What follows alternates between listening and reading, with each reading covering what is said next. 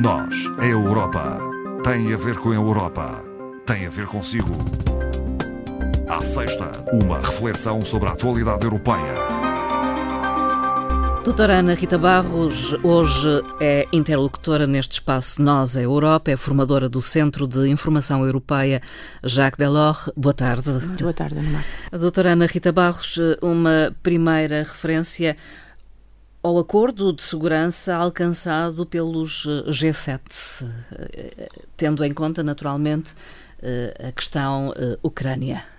Exatamente. Foi à margem da reunião NATO que os G7, os 7 países mais desenvolvidos do mundo e a União Europeia, assinaram este acordo com a Ucrânia. O acordo começa por afirmar ser objetivo final a soberania da Ucrânia, com as fronteiras reconhecidas internacionalmente, tornando-se um país livre, independente, democrático, soberano, capaz de defender-se atualmente e contra agressões futuras. Portanto, isto preocupa-nos um pouco, não é? Sim.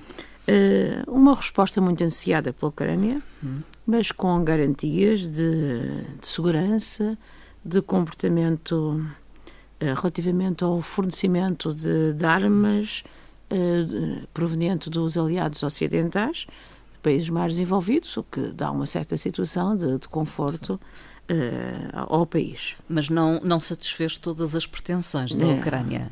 Nem todas, mas já é muito, penso que já é muito, porque garante não só este compromisso bilateral, não só os aspectos militares, mas também ameaças, proteção de ameaças cibernéticas, híbridas, programas de treino para forças armadas, desenvolvimento de uma base industrial de defesa da Ucrânia, portanto já é um amplo leque de apoio para impedir situações atuais ou, como já dissemos, qualquer ataque no futuro. Portanto, eu acho que é um acordo importante, aberto a outros países, o G7 disse mesmo isso, qualquer país que queira pode integrá-lo, e é a primeira vez que um conjunto de países tem um acordo desta natureza de segurança plurianual relativamente a um único país. Os Estados Unidos têm relativamente a Israel, mas é ligeiramente diferente, mas esta iniciativa é uma iniciativa inédita, e é tão inédita que não prevê um limite no tempo, ou seja, refere que seja pelo tempo que for necessário, de maneira que é tão amplo quanto isso. Esperemos que evolua no bom sentido e se concretize. O Parlamento Europeu, num relatório, faz recomendações ao Conselho que podemos ligar às votações, que em muitos casos são por unanimidade, e apela-se a que se tenha em consideração a maioria, a votação por maioria. Maioria qualificada. Exatamente. Pelo menos em algumas matérias. Portanto, o Parlamento aprovou esta semana esse relatório que recomenda ao Conselho que utilize esse mecanismo previsto nos tratados. É de notar que o mecanismo está previsto no Tratado de Lisboa e nunca foi aplicado. Portanto, nunca entrou em vigor. Nunca entrou em vigor. Chamada cláusula ponte, que é um mecanismo que permite ao Conselho alterar a votação por unanimidade para a votação por maioria absoluta. Trata-se de uma forma de pressionar os países a tomar decisões de uma maneira mais rápida, mais eficaz e com resultados mais concretos. O que também já é reclamado pela própria Conferência sobre o Futuro da Europa, quanto à agilização da tomada de posição. Claro que o Parlamento define não só um tempo de legislatura onde vai ser aplicado, portanto já em 2024, em termos temporais, mas também as áreas de aplicação. Não seriam as áreas na sua totalidade, claro, mas a política energética estava aqui incluída, medidas de natureza fiscal, política social, eram algumas das que seriam aprovadas por maioria qualificada, que, como nós sabemos, compreende 55% dos países e 65% da população. Não é uma posição inédita do Parlamento, para ver qual é a insistência, é que já existiram outras 40 resoluções antes desta. Neste sentido? Nenhuma surtiu efeito.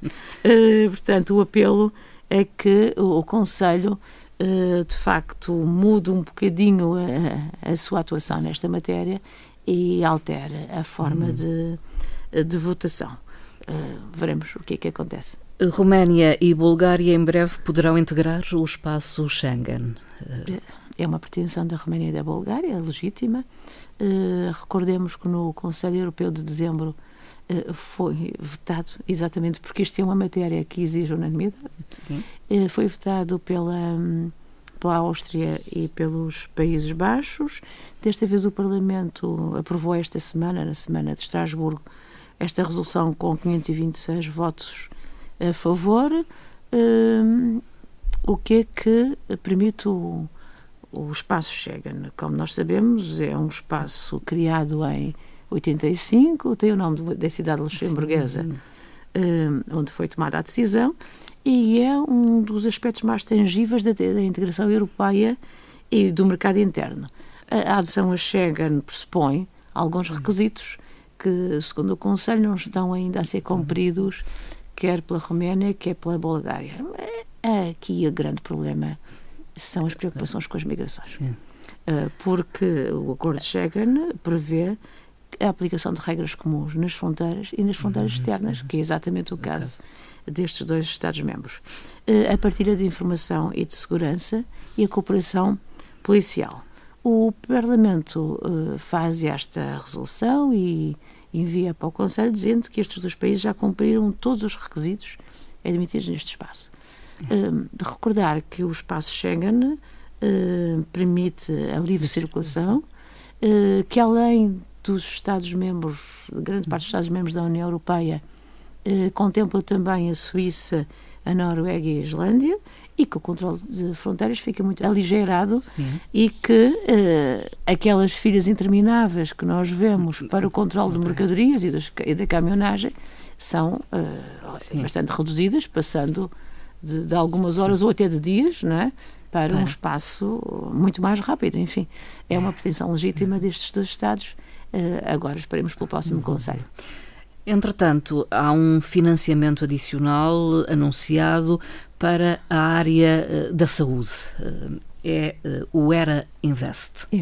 O ERA, como nós sabemos, foi uma autoridade europeia criada em 2021, em setembro de 2021, que tem exatamente como finalidade dar a resposta à emergência na saúde, neste caso, saúde pública. Foi criada no âmbito da pandemia. Este financiamento é destinado à investigação e ao desenvolvimento. É financiado em 50% pelo Banco Europeu de Investimentos, pelo BEI, e tenta exatamente alavancar o investimento público e privado para medidas clínicas de diagnóstico, prevenção e proteção na saúde. Portanto, é a tal política da saúde alargada à União Europeia. E vem decorrente do Covid, enfim, da pandemia. Covid, a situação atual relativamente ao fornecimento de medicamentos e, eventualmente, de outras pandemias futuras a que nós não estamos alheios.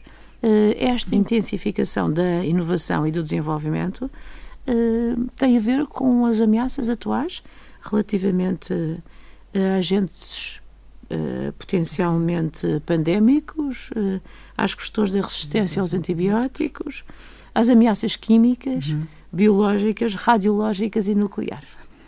Portanto, uma área importante que é preciso investir antecipadamente o acontecimento das situações como nós muito bem conhecemos.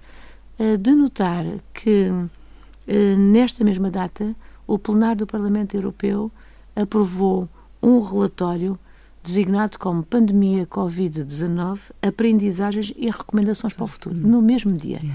E frisava exatamente isso, a necessidade de reforçar a investigação, a pesquisa, de financiá-la e referindo as mesmas ameaças que já tinham sido referidas no documento da Comissão através da ERA Invest. Prevenir em vez de reagir. Exatamente, e em que nós não estamos livres de que nada volte a acontecer. Entretanto, foi prorrogado o acordo de roaming para a Ucrânia, algo que foi estabelecido no início da guerra, do conflito, não é? Sim, logo em abril de 2022 e foi prorrogado por um ano. O que é que este acordo permite? Reduzir, em termos muito vantajosos, as taxas relativamente ao tarifário internacional das comunicações. Isto para quem? Para os ucranianos que estão a viver fora da Ucrânia e que têm que contatar com os seus familiares ou outros contactos no território. O acordo foi coordenado pela Comissão, com mais de 2 dezenas de operadores europeus e perto de 1 dezena de operadores ucranianos, e foi levado a bom termo. A Comissão anunciou, paralelamente, que o passo seguinte é integrar a Ucrânia na zona de itolerância da União Europeia, ou seja, exatamente como um cidadão, os cidadãos dos Estados-membros. Esta situação seria muito mais favorável e mais duradoura, seria já, enfim, um dos passos, digamos, dos passos da pré-adesão, digamos assim, da Ucrânia. Para isso é necessário que a Ucrânia alinhe a sua legislação com a legislação da União Europeia nesta matéria e que tenha depois o parecer favorável do Conselho para a Ucrânia pertencer à itinerância. Doutora Ana Rita Barros, os cidadãos europeus continuam a apoiar as medidas tomadas pela União Europeia como resposta a este conflito de apoio à Ucrânia? O Eurobarómetro de junho último, um Eurobarómetro de referência, revela um amplo apoio às medidas, a resposta à invasão, com valores acima dos 70%, o que é significativo, e 88% até dos inquiridos manifesta o seu apoio à ação humanitária desenvolvida pela União Europeia junto da Ucrânia. Também, relativamente à política de defesa, situação que em Eurobarómetros de há uns anos a esta parte não era tão favorável, 77% dos inquiridos é favorável ao estabelecimento de uma política comum de defesa. Além disso, a melhor coordenação da aquisição de armamento por meio dos países da União Europeia e o aumento do orçamento de defesa da União Europeia, que também era um dos pontos que não merecia unanimidade dos cidadãos europeus, digamos assim. Relativamente à percepção económica, os cidadãos inquiridos manifestam uma ligeira evolução positiva, pouca, mas manifestam-se também muito preocupados com os valores da inflação e as suas consequências. É uma questão que os preocupa. Outro dado do Eurobarómetro tem a ver com a transição energética. É favorável. É favorável. O parecer dos inquiridos concorda com a redução da dependência energética da União Europeia relativamente ao exterior e à transição energética e às medidas que estão a ser tomadas. Um outro aspecto também muito positivo apresentado no Eurobarómetro é a confiança que os europeus têm, quer da zona euro, quer fora da zona euro, na moeda. A moeda ainda é considerada um euro. Um valor seguro, digamos. E, portanto, além de estável, uma moeda de confiança para os cidadãos europeus. Doutora Ana Rita Barros, a terminar uma frase. A terminar uma frase de Milan Kundera, penso que todos nós lemos.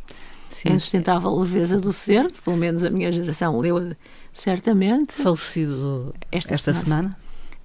Portanto, nascido na República Checa, antiga Checoslováquia, viveu grande parte da sua vida em Paris, portanto na França, teve nacionalidade da República Checa, voltou a ter a nacionalidade, penso que em 2019, também da República Checa, e que diz o seguinte: o pensamento comum europeu é fruto do imenso trabalho dos tradutores. Sem tradutores, a Europa não existiria. Milan Kundera. Doutora Ana Rita Barros, e assim terminamos este programa e também a série de programas dedicados às questões da União Europeia. Voltaremos em breve, passadas as férias. Desejo a si umas boas férias. Também para si, Dona Marta, e a todos os nossos ouvintes, umas boas férias e um bom verão. Obrigada. Obrigada. Obrigada por toda a sua colaboração.